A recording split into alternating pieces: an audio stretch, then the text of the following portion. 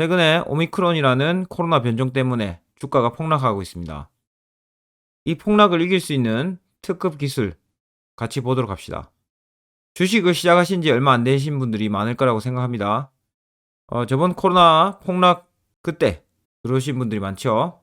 그분들이 주식 투자하시면서 폭락을 여러 번 맞이하실 겁니다.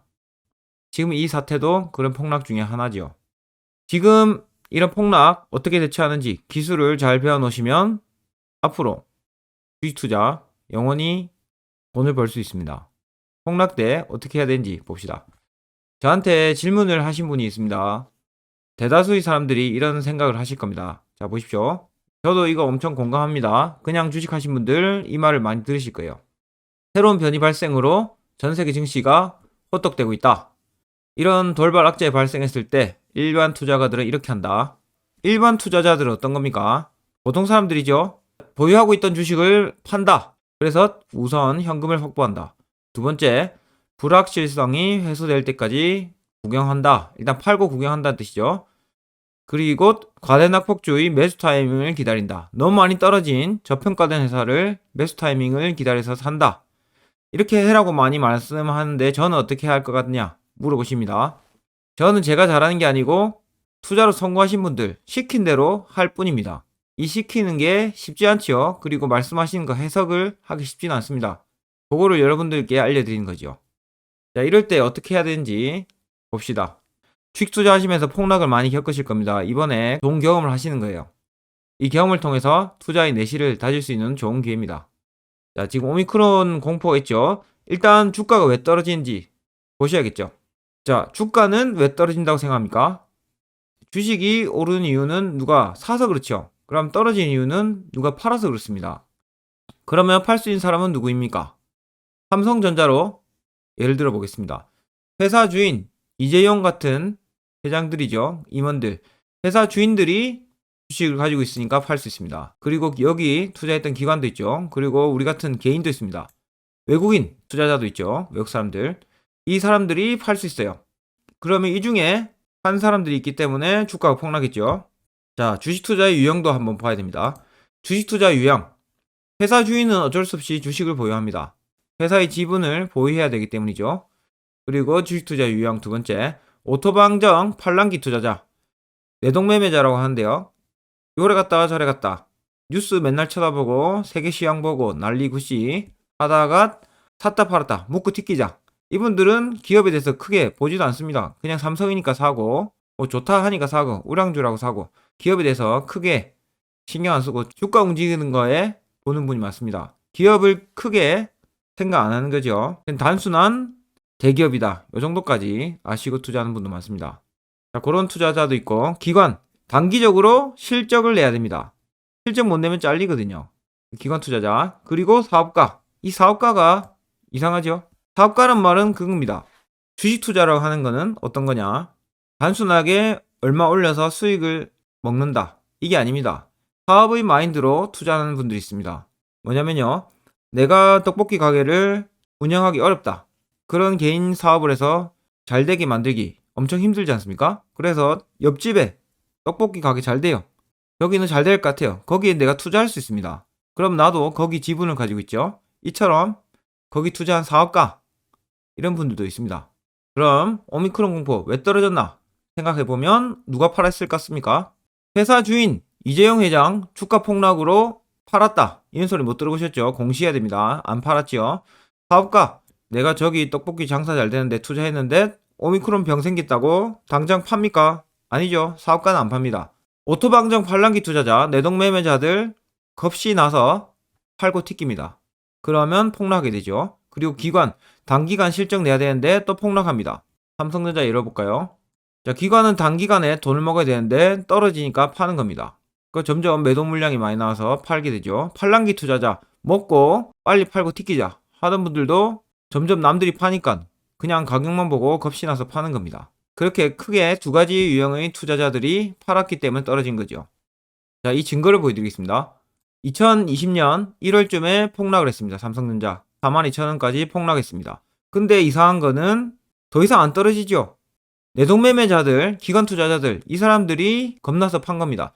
만약에 사업가들이나 지분을 가지고 있던 회사 주인들, 그 사람들까지 팔면 이게 빵원 돼야 되겠죠. 근데 안 파는 겁니다. 떨어지는데 한계가 있어요. 이걸 보시면 아실 거예요. 자, 이렇게 떨어진 이유는 요 두 가지 이유 때문이다. 다시 한번 질문을 보겠습니다. 폭락할 때 주식을 매도한다. 그리고 불확실성이 없어질 때까지 관망. 그리고 매수 타이밍 노린다. 요런 생각을 많이 하십니다. 인터넷 전문가들도 이런 말 많이 하고요. 세계적인 투자 고수들의 공통점과 지가지보고 고수라는 전문가들, 인터넷의 천지입니다. 그 사람들의 차이를 봅시다. 성공한 분들 보십시오. 아무도 주식시장을 예측할 수 없다. 워렌 버핏 할아버지도 주식시장 예측할 수 없다 말하지요. 한번 보십시오. 주식을 계속 가지고 있는 거지. 폭락하면 주식을 계속 가지고 있답니다. 뛰어난 기업의 주식을 보유하면 시간 당신 편이다. 이게 무슨 말이냐? 좋은 회사 가지고 있으면 주가 오른다는 뜻이죠. 위기에 매도하는 것은 분명히 잘못된 대응이다. 하락이 발생하면 좋은 겁니다.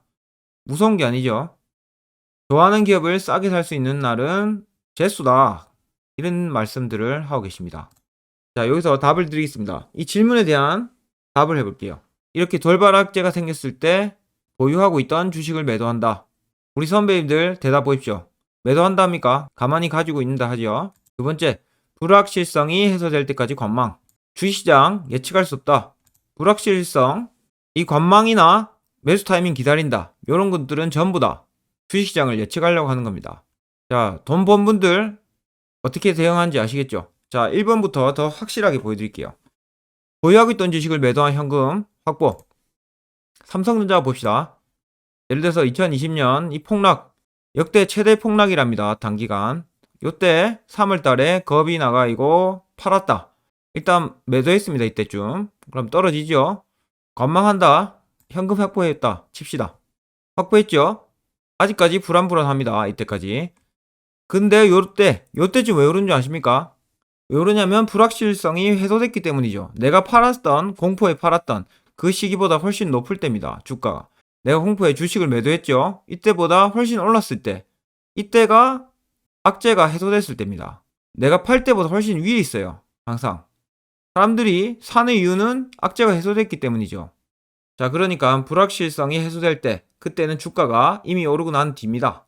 매수 타이밍을 기다리자. 과대낙폭주 매수 타이밍 이거 어떻게 하십니까? 아마 지금 이렇게 떨어졌을 때 지금 싼 회사가 천지입니다. 과대낙폭주 매수 타이밍 이거 예측할 수 없습니다. 그냥 대충 사면 됩니다. 타이밍을 예측하는 건 불가능하다. 그렇죠. 매수 타이밍은 그냥 주가가 쌀 때입니다. 그거는 PR로 알 수 있죠. 자, 이게 제일 흔히 저지른 실수입니다.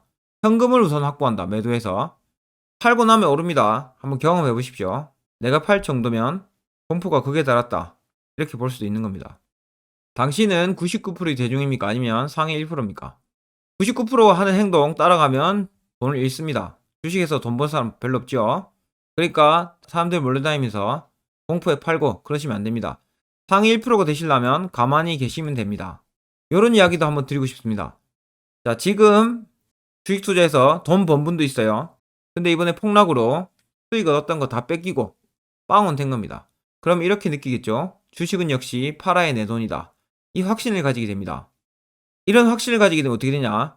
조금 벌면 팔지요. 근데 그렇게 했다가는 폭락 때 큰 손실을 입게 됩니다. 이렇게 하면 1년 후에도 같은 일이 반복됩니다. 그러면 10년이 지나도 주식으로 돈 못 벌어요. 자, 그러면 삼성전자 봅시다. 2016년부터 투자했다 칩시다. 폭락 있던 말든 가만히 차라리 가지고 계셨던 분들 2만원에서 3배 올랐죠? 이렇게 볼 수 있어요. 그러니까 왔다 갔다 하시면 안 된다는 거죠. 좋은 회사 사면. 세계적으로 부자가 된 워렌 버핏, 피터 린치보다 여러분들 혹시 잘하시는 분 있으면 매도 후 다시 사십시오. 이 잘한다는 거는 계좌로 증명돼야 됩니다. 이런 분보다 주식으로 돈 많이 번 분들 한해서 매도 후 다시 사십시오. 그게 아니라면 시킨 대로 해야겠죠. 그러니까 폭락 때 우리가 해야 할 유일한 것은 좋은 기업을 사놨으면 추가 매수하거나 가만히 있는 겁니다. 여기서 좋은 기업이 뭔지 아셔야 되겠죠.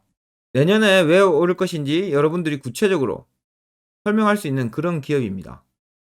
삼성전자다. 그러면 내년에 왜 오른지 정확하게 말씀하셔야 됩니다.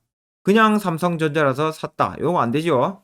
내년에 올해보다 돈 더 많이 벌 수 있는 구체적인 근거를 제시할 수 있는 그 정도가 되셔야지 올바른 사업가가 되는 겁니다.